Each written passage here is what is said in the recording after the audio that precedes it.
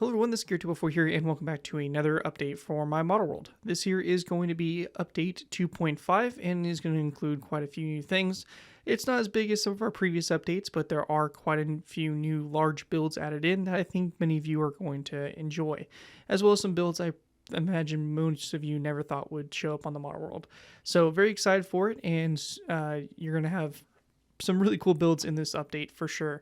Now, before we go ahead and jump into it, I do want to mention that this world is going to be available for download as soon as this video goes out, and it'll be available on my Planet Minecraft. All you'll have to do is click that link in the video description.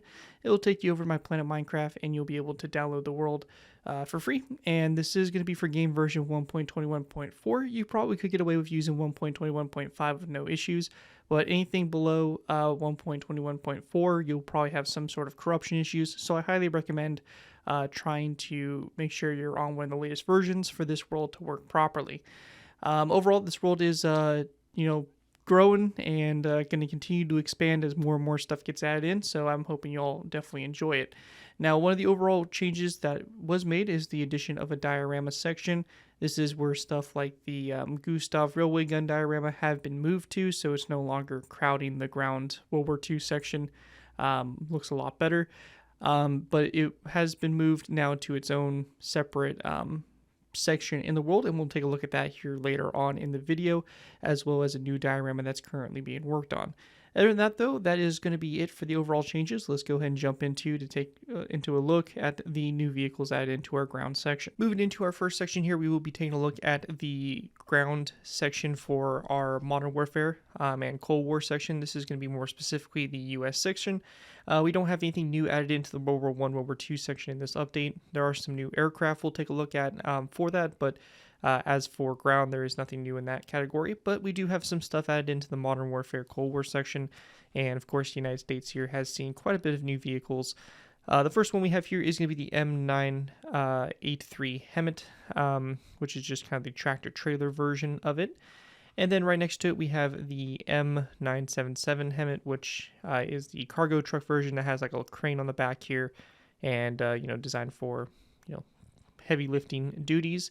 And then we have a version of the truck, the same truck as well, just one just does not have the crane on it, or the crane's kind of stowed away back here, so it's not in the position of basically picking up stuff and all that stuff, the erected position.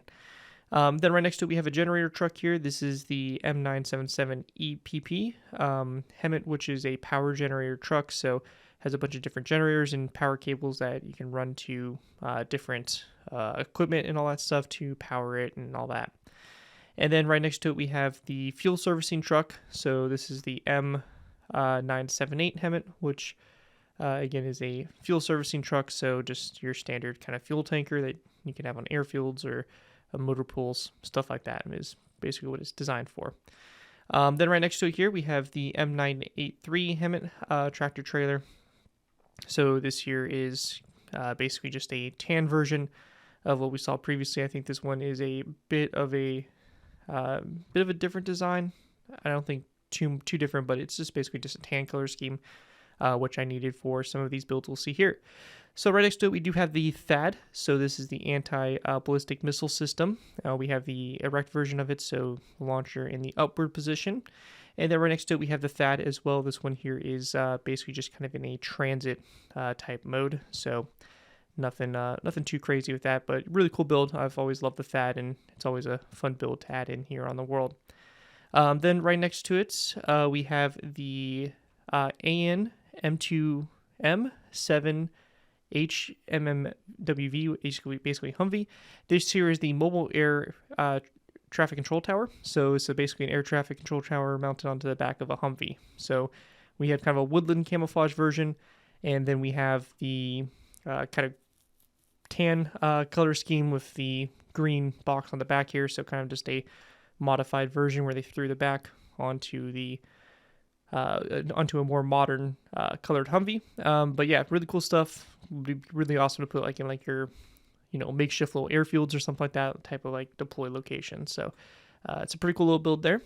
And then we have the Slam Ram Humvee, which was a prototype version of carrying anti-air missiles. So you have, of course, a tan version, and right behind it, a woodland color scheme as well.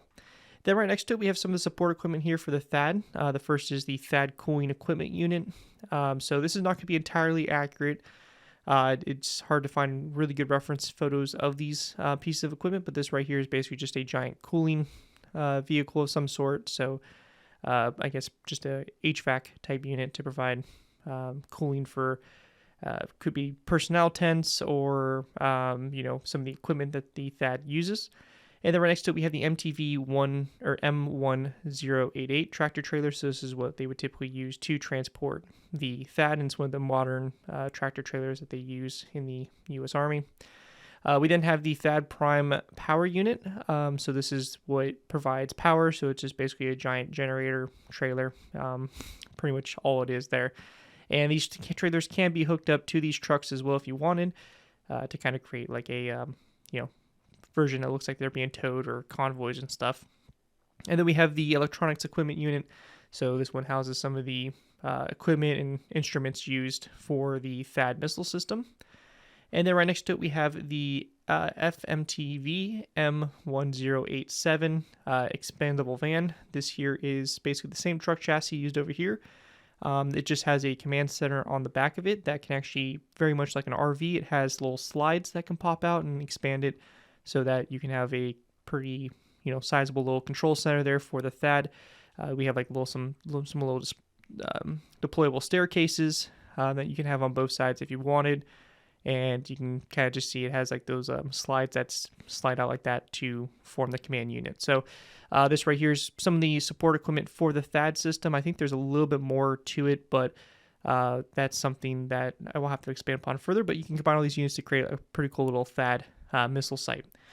Anyways, though, that is going to be it for the US section, and we're going to be going ahead and moving back to France. France doesn't have anything too crazy here, the first being the AMX-30, so just a very standard medium tank, or main battle tank, from the French in that early Cold War period. Very nice looking design, has a cool kind of woodland type camouflage on it as well, so very cool overall. And then right next to it, we have the AMX-30 Pluton, which is the ballistic missile version of it, so it uses the AMX chassis, but it has this launcher on the back here that can fire a, if I remember correctly, it is a nuclear armed tactical ballistic missile. So very cool vehicles there. So nothing too, again, crazy added to the French lineup, but some pretty cool looking vehicles for sure. And with that, we're going to go ahead and moving all the way back to the United Kingdom. So the United Kingdom here has one new addition. This is going to be the Ferret Mark II, which is a little armored car. As you can tell, it is extremely small. This was a challenging build to recreate for sure. Not the best in 1.5:1, but it definitely works very well for what it is. If you looked at the build, it's a very small little car. That was, again, used in that very early Cold War type period. I would arguably almost like a World War II design, really. But it's a really cool little build, probably one of the smallest modern builds we actually have in this lineup so far. Then right next to it, we have India, which has a few new additions here, and these are some surface-to-air missile systems, The first being the Akash ASPL-1. So this is built on the BMP-3 chassis, if I remember correctly. It has these surface-to-air missiles, and we have obviously the transit version here, and then also a kind of erected, ready-to-fire position type 1. So some cool versions of those there. And then right next to it, we have the Akash ASPL-3. So this is the more upgraded version that I believe uses a T-72 chassis, and it mounts another, again, surface-to-air missile system on top of that. And this is the kind of main missile system that India does use. There's a couple other versions of the Akash that's a little bit more upgraded with like trailers and stuff that I do eventually want to do. But this right here is kind of the first beginning variants and stuff. And there's also some cool like radar versions and stuff mounted on top of these chassis as well that I would like to look into trying to build as well. But that is going to be it for India, and we'll be going ahead and now moving back to Japan. So moving back to Japan, we have quite a few builds added in here. The first right here is going to be the Type 10. So this is the main battle tank. I believe that this is currently like their peak main battle tank that they have in service, or their best one. Overall, pretty cool looking tank there, and love the way we did like the little road wheels there with the gray panels covering up most of it. Then right next to it, we have the Type 74C main battle tank. So again, one of their Cold War type versions used. And right next to it, we have a variant of it, which is the Type 87 self-propelled anti-aircraft gun. So this is using the Type 74 chassis to put a anti-aircraft gun setup on it. Looks very similar to that, like a Jeopard or something like that. But yeah, very cool looking anti-aircraft build there for Japan. And then right next to it, we have the Mega Cruiser BXD-10 SUV. So again, just a utility vehicle, I guess very similar to that of like a Humvee or something, just a little more lightly armored. Then right next to it, we have the Mega Cruiser SUV version. So basically the same thing here. This one just has a covered back. And then right next to it, we have the Type 93 self-propelled anti-aircraft weapon. So I believe this is actually in War Thunder, but again, it's just a vehicle with a missile system on the back there, so kind of a mobile anti-aircraft system. And then right next to it here, we have the Type 87C self-propelled anti-aircraft. So again, their anti-aircraft weapon system. Again, this is from Japan, and I believe in War Thunder also, but it has a bunch of missile systems here, some guns and stuff like that as well. But yeah, pretty cool. So yeah, like kind of a deployed version here for it, and looks pretty cool. And then right next to it, we have the radar truck for it, so the Type 81C, and this is the radar truck here for the firing unit. So that's pretty cool there. That's everything that's been added in there for the Japanese forces, and with that, we're going to be moving back to our oversized section to take a quick look back there. So our oversized section here, we do have quite a few new builds. The first here is going to be that M983 with the AN-TPY-2 X-band radar. This here is the radar system used by the THAAD. So right here we have just kind of a transit version of the radar system. So very, very simple. As you can tell, it's a pretty large radar system itself, carried by the large Hemet tractor trailer. But right next to it, we do have the deployed version of it as well. So we have the supports for it, and the thing actually kind of like turns and angles on its side, and it's like a giant radar that's sideways, and it can, I imagine, move to, triangulate targets and stuff like that. But it is a really cool looking system, and we have the angled version right here, which this right here is where the front of the radar right here, and obviously this right here would be the back. So overall, pretty cool build. Again, it's pretty much the best I could get it based off of actual, pictures and stuff like that. There's not much out there for the THAAD system overall. Then right next to it here, we do have the M1088 with the THAAD power-up generator. So basically, those little trailers we saw earlier, these are the transit versions. So you have the power generator, you have the cooling version, which again is in kind of the transit version, so it has all the panels shut and stuff like that on the side, and then the electronics control unit. So you can take these models here and have them in convoys, or have them deployed with the trucks attached still and all that, but you do have those options there, and they are all set up and good to go. Anyway, so that's going to do it for our ground section. For our Modern Warfare Cold War section, let's go ahead and move back to our naval ships. So moving into our naval section, we do have quite a few new additions here, and they're all really, really cool stuff. So the first off, we do have the French submarine Sarkouf. So this is one of my favorite submarines from World War II, mainly because it is unconventional in the type that it actually had a giant cannon or dual cannon turret that could actually rotate. It is a very interesting submarine. Not too many of these you see, but it did have torpedoes, and it had this big gun system on the front there. Sadly, with the Sarkouf, it did disappear, and nobody really knows what happened to it. There's a couple theories, but yeah, absolute massive submarine. I think at one point it was the world's largest submarine, but it's awesome. Has the color scheme here, and it could actually even carry a seaplane, which somehow would fold up and fit in this space right here behind the conning tower. So very interesting submarine, and a very unconventional one, but just one of my favorites of World War II. I just love the Sarkouf. I love the design for it, and I think the British actually did some cool gun turret versions as well that I hopefully would want to do in the future as well. Next up, we do have the USS Constitution. Now, this was a ship that was done a full showcase video for, and is available for individual download if you're interested. So I'm not going to go into too much detail. I recommend checking out that video if you haven't already, but this thing is absolutely gorgeous, and I just love it. It's one of my favorite ships in the lineup so far, and just lots of great detail, and the amount of time I spent on just the rigging for all the cables and stuff like that alone is just astronomical. So definitely check out that more dedicated video on it. It's an absolute gorgeous ship. So very happy the way that came out. Next up, we get into a awesome section here. So this is the start of my attempt to try to build every every American battleship. So starting from the ones all the way from the Spanish-American War, all the way up to World War II, and even into the Gulf War with the modernized Iowas. So this is kind of the start here, and these are some of the U.S.'s first battleships that we have here. The first one we have here is going to be USS Oregon BB-3. This was the Indiana class. So the Indiana class of battleships were pretty much the first to be classified as battleships for the U.S., even though by the time of their construction, they were pretty outdated. They're pre-dreadnoughts, technically, but the U.S. did categorize them as battleships, so we are counting them as a battleship. So this is the USS Oregon, and this is what she would have looked like in the Spanish-American War. With the white and gold color scheme that were very famous from Teddy Roosevelt and the great white fleet where they sailed around the world to project American power and all that. But yeah, really cool looking ship, and again, these ships here will probably all have dedicated videos for them as well in the future, showcasing off those builds and stuff. But yeah, really love it. And right behind it, we have the modernized, if you want to call it modernized version of the Indiana class. This right here is USS Massachusetts BB2.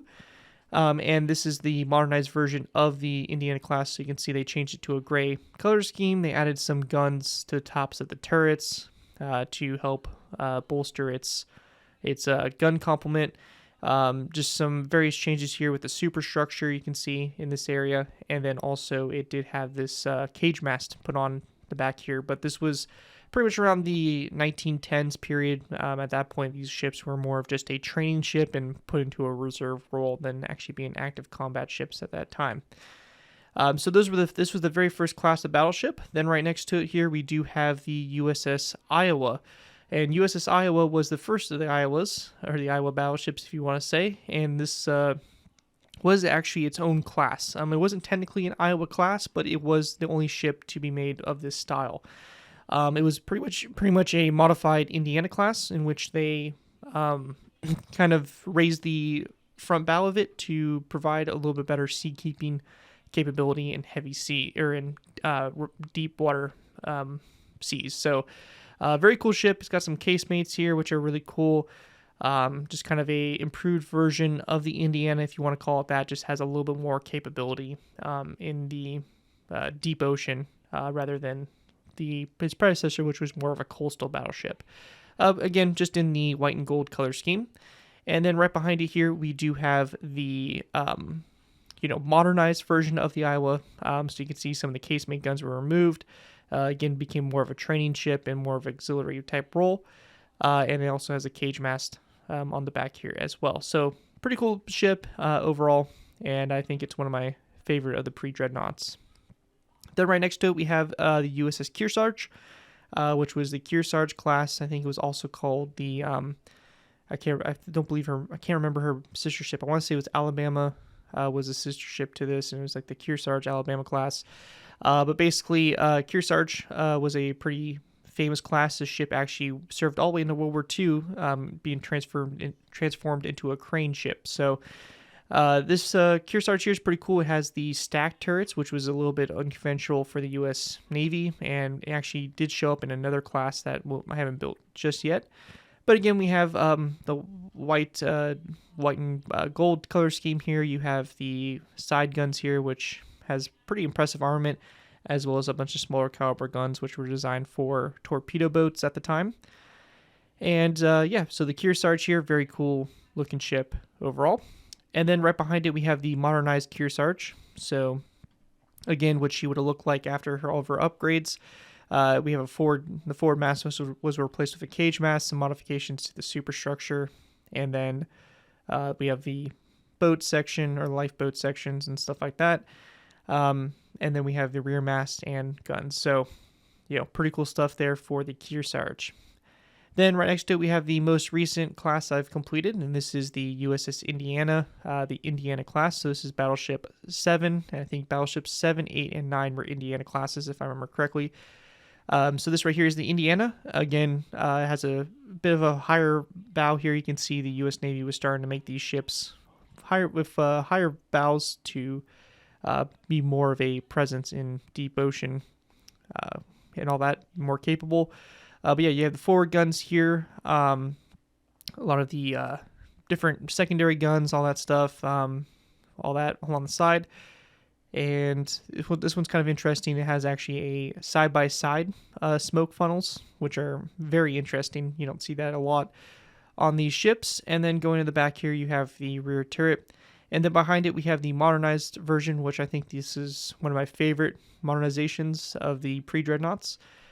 This one here is very cool in the sense that, you know, they added like some little gun directors on top of the turrets, some of the like lifeboats and stuff on the side, which those little life rafts, which you start to see a lot in like World War II, World War One type battleships.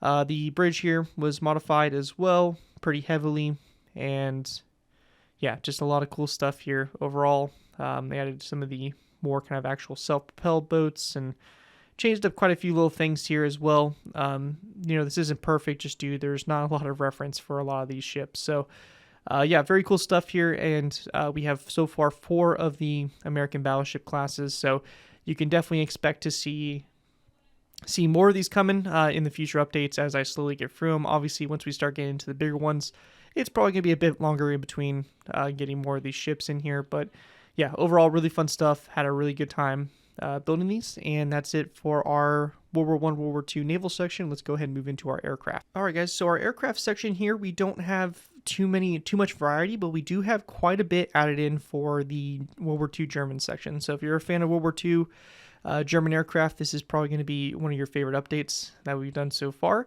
But yeah, it's quite a bit of new stuff added in. The main first change here is I did actually build a landed Bf-109. So finally, there was a in-flight version. Now there's a landed one. So I guess what's up next is going to be this 111 to get that a landed version as well. But yeah, really cool stuff there for it. And of course, I just love the landed version of it. So I have a blast building these landed World War II planes. They're fun. Then moving down, we do have our first new build here. This is going to be the JU-88. So we have a version here, this JU-88A4. We have a kind of green color scheme and then also a white one. And again, we have the landed version for these, and we have the in-flight versions as well. So yeah, the JU-88, I finally have built a new one after so many years of the old one just being the only version I've done of it. So very cool stuff there. Next, we start to get into some of the fun stuff, and you're going to see some really interesting, weird-looking builds, and it's part of the reason we have so many new German aircraft. First one we have here is going to be the Mistel S1.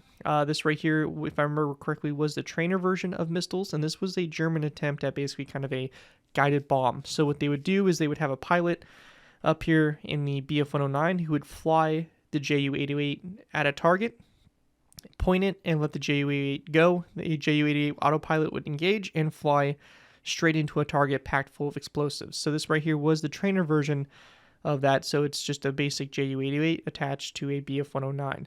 And of course, we have both a green, kind of a green color scheme, green and gray, and then we have the white color. So 2 different versions for it. Then right next to it, we do have a landed version of the Focke-Wulf 190. So this is pretty cool here. And then up above, we do have the in-flight version of the Focke-Wulf. So nice addition there. And then we have another version of the Mistel, which is the Mistel S2. So again, this was a trainer version, but this one here used the Focke-Wulf. They started converting over to using the Focke-Wulf instead of the Bf-109 with the later Mistel versions. So get the Focke-Wulf, a little bit more powerful of an aircraft. Then we have the actual bomb versions. So this right here was the Mistel 2. So this was the guided bomb version. As you can see, it's a JU-88 chassis or airframe that they went ahead and they just cut the nose off and put like a point there, which I imagine was probably some kind of like trigger for the explosive pressure detonator or something like that. So you have the obviously the 2 different versions there for it, and we have the in-flight and landed versions like that. So yeah, those are the actual bomb versions. And then right next to it here, we do have the Mistel 1. So this was the first version of it. This is the actual bomb version, and this did use the Bf-109s, as you can see. So those are very cool there, and same kind of concept as the other ones.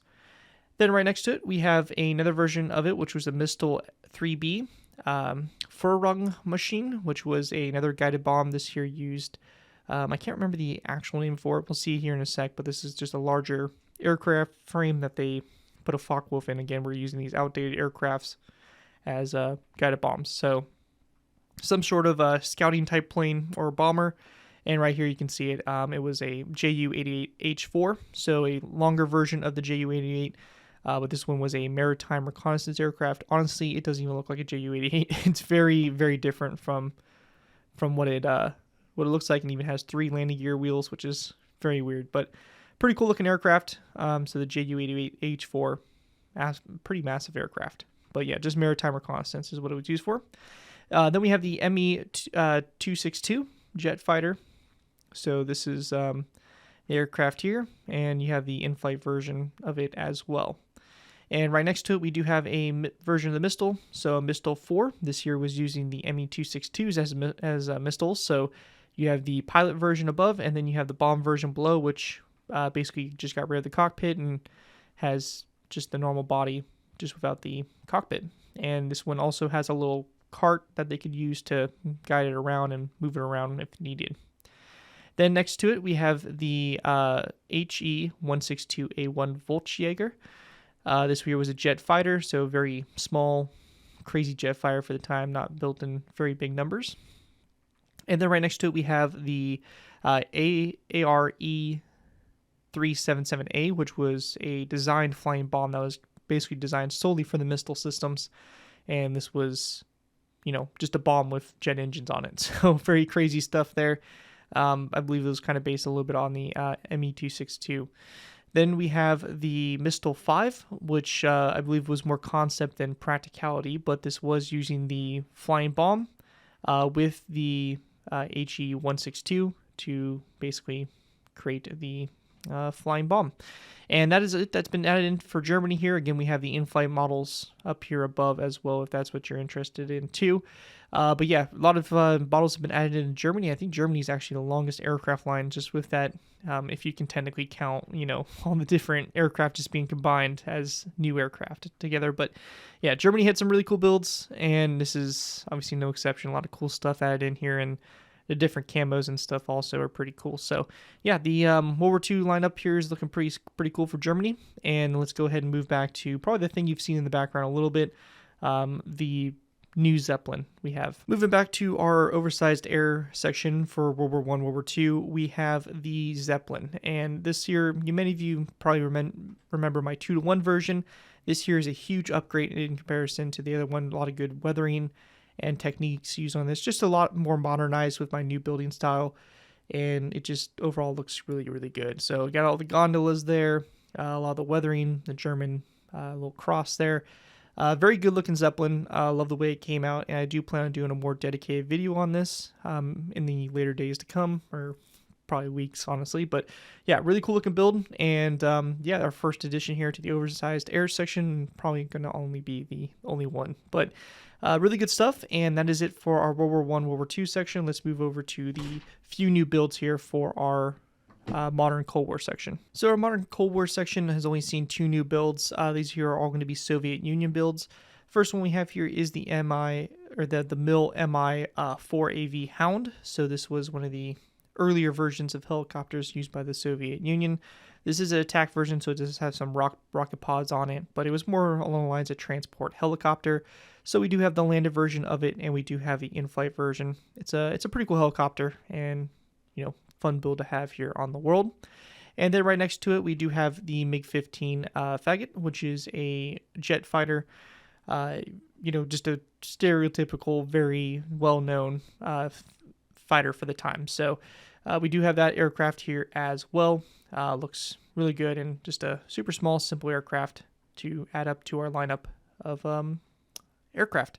Anyways, though, that is going to wrap up what we have here for our aircraft section. And with that, I'm going to go ahead and go back and show you the quick diorama section, work in progress, and what's new over there. And then we'll move into our sci-fi section / space, which I still have to figure out what I'm going to do with it because it's got a lot of new cool stuff to look at. So with that, let's go ahead and jump back to the diorama section. So moving into the new section on the world here, we have our diorama section. Obviously, this isn't too impressive yet. There's really not a whole lot going on here. We only have 2 dioramas currently.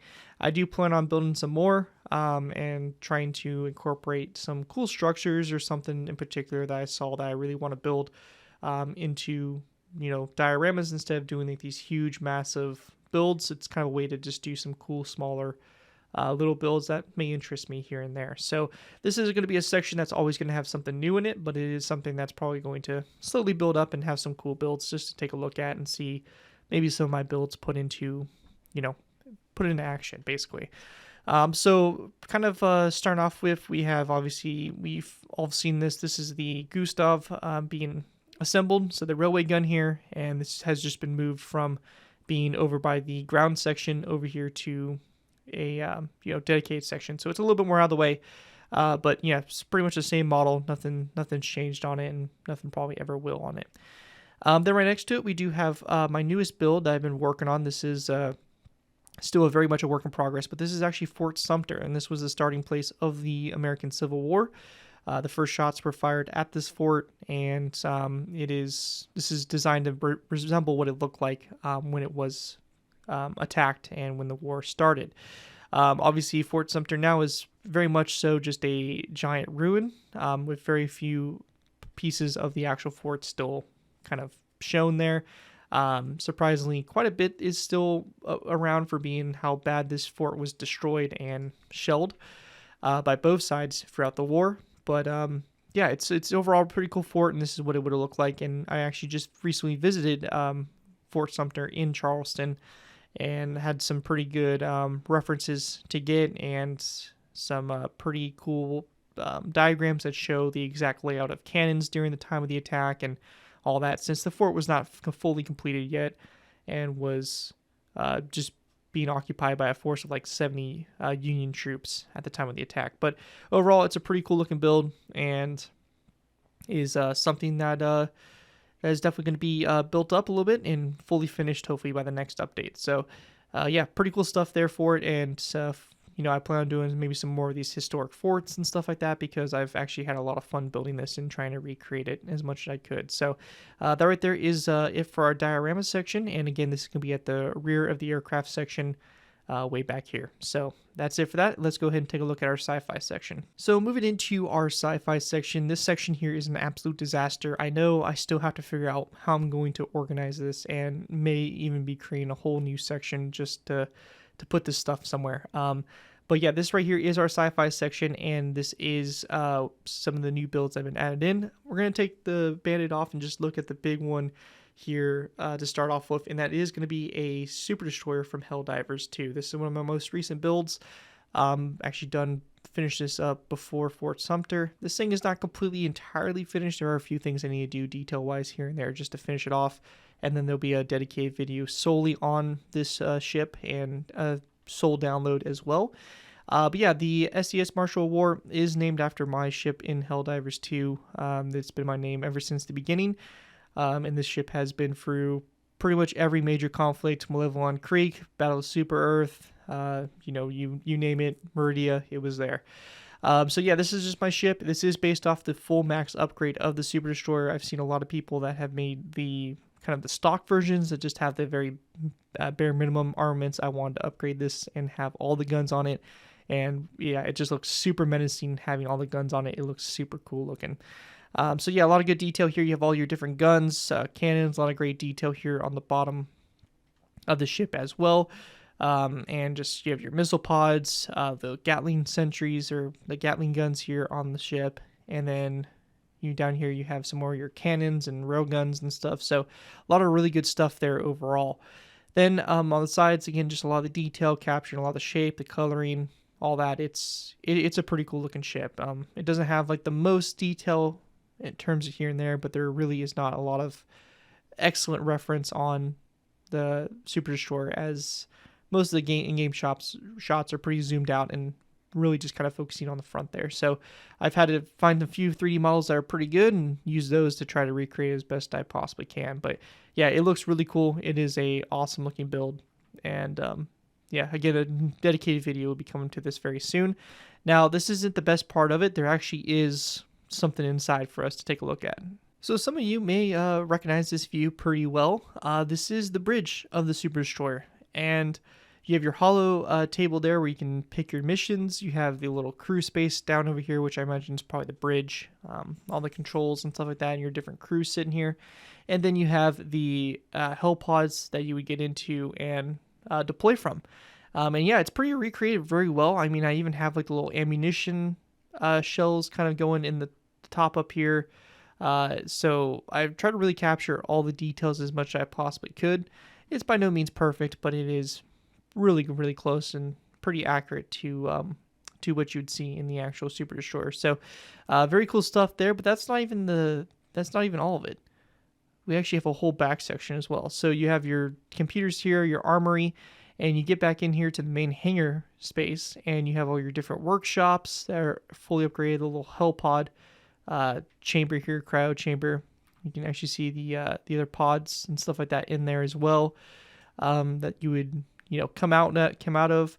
You have the little elevator that brings you up to the celebration screen and the end mission screen, the democracy requisition center, whatever this is called, back there, and even your little robotics lab and stuff. So a lot of really great detail. I've tried to recreate this as much as possible. And we even have the Eagle Bay as well. So you have your Eagle 1 up here with all the different ammunition stored around it. These areas right here are typically closed. These are labeled as vehicle bays that aren't anything as of yet in the game, but I decided to kind of have them open and do a little bit of my own creative liberty, putting a mech suit in one of them, and then I put the rover in the other one. So just want to kind of add a little bit of playability in here and have some of the vehicles that are in Helldivers actually stored in here as well. But yeah, you have Eagle 1, all the different ammunition, guns, and stuff like that stored around here. And then back here you do have Pelican 1 that is stored back here with the power core of the reactor as well located back here. This area is hard to find real good reference on. There's a few people who have glitched back here, but it's kind of weird because the way this structure is set up for it, I don't really have the space to make it exactly, because right underneath this is the bottom of the ship and outside of it. So I don't really have the space to do a perfect back there for it, but it works pretty good. It's something that I think most people are concerned about, this area up here that's, what everybody's familiar with. So yeah, this is a really cool build, super awesome interior, and yeah, just came out really good. I just love sitting on the bridge here, just looking out from it and seeing around and all that stuff, and it's pretty cool. I'm a huge fan of this build.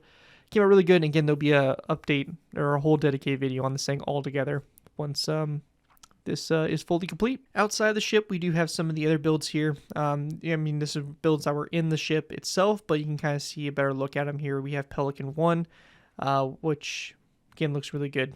So just real nice, simple build there.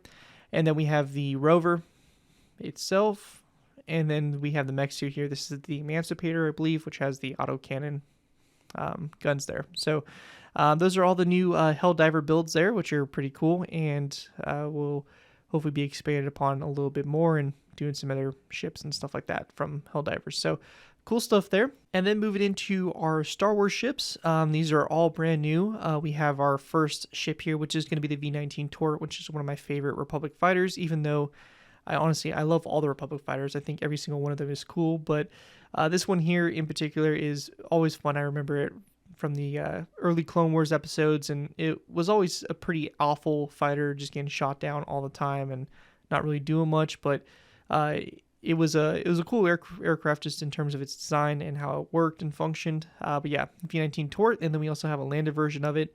And I think one of the most cool options is we have the hyperspace ring as well. So it actually can dock up to a hyperspace ring that was built strictly for it and provide escort or all that.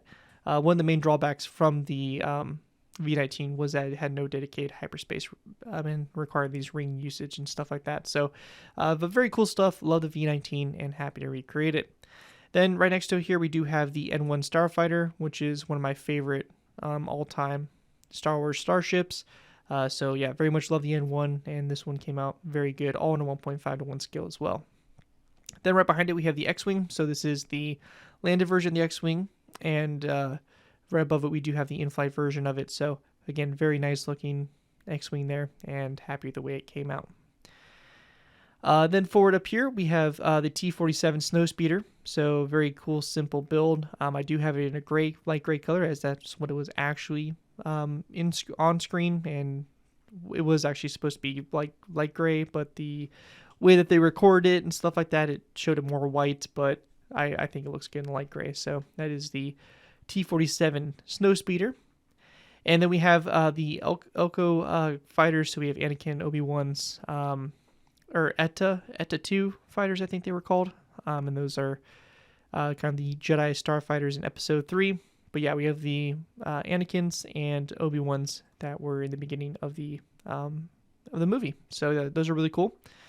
And then back here we do have a Y-Wing. So this is a Rebellion Y-Wing. It's a little hard to see because it's covered up by our Super Destroyer here. But yeah, you have the Y-Wing, very nice looking build. And then below it we have, the landed version here at the landing gear. So yeah, the Y-Wing, very straightforward there. And we also, of course, have the A-Wing. We have the landed version of it, like so. Very, again, small, simple build. And then we have the in-flight version of it. So yeah, the A-Wing. And then we have the Starfighter. I cannot remember the name of it. It's Obi-Wan Starfighter from Episode 2. But this is the early Jedi Starfighters that they would use. So yeah, right there, pretty cool. And then we also have the hyperspace ring for it as well. Again, as we see before his battle with Jango Fett and the Slave One. And then lastly, we have an ATST as well. Again, the 1.5 to 1 scale came out really good. And yeah, is our ATST. But that right there is pretty much all I have for the sci-fi section. And with that, that's going to cover our overview, everything that's new added into update 2.5 of the model world. Again, like I said, nothing not too numerous of builds, but there are quite a few big builds that you can see, the reason why we only have so much in this update. Anyways, though, I hope you guys all did enjoy, and with that, you can download this here on my Planet Minecraft like usual. There'll be a download link in that video description to download it. Be sure to let me know what your favorite build added in this update was. I look forward to seeing what you guys are liking and maybe give some ideas of builds you'd like to see in the next one. Other than that, though, that's it for this video. Thank you all so much for watching. As always, don't forget to like, comment, and subscribe. This has been Garrett 2x4, and I'll see you guys next time.